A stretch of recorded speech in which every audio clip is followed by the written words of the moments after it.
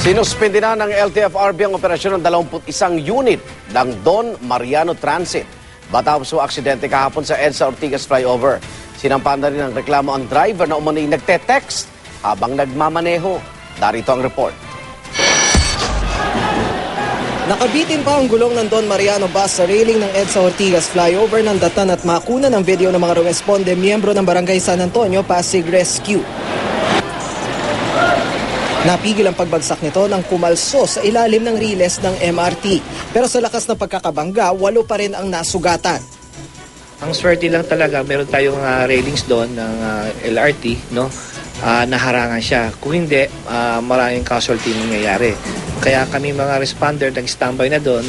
At least kung malaglag man yung bus, is naka-standby na yung mga ambulansya po sa area natin. Ang pagdetekst umano ng bus driver na si Florencio Beron Jr. ay tinurong dahilan ng aksidente ng ilang pasahero.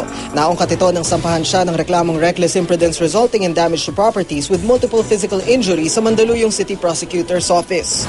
Kwento ng isa sa mga nasugatang pasahero, cellphone pangaraw ang unang hinagilap ng driver kasunod ng aksidente. Hawak niya yung cellphone at saka isa pa, kung nakatago iyon, bakit tumalsik? Diba? O bakit hinanap niya sa baba? Kung nakatago yon, hawak niya.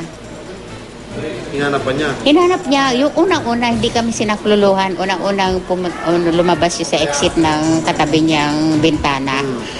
Unang-una siya lumabas, pinabayaan kami kasi nga, inuuna niya yung tumalsik na cellphone niya.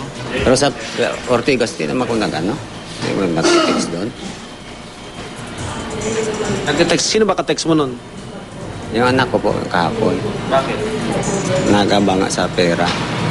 Nasaan siya? Sa bahay ng pumasok.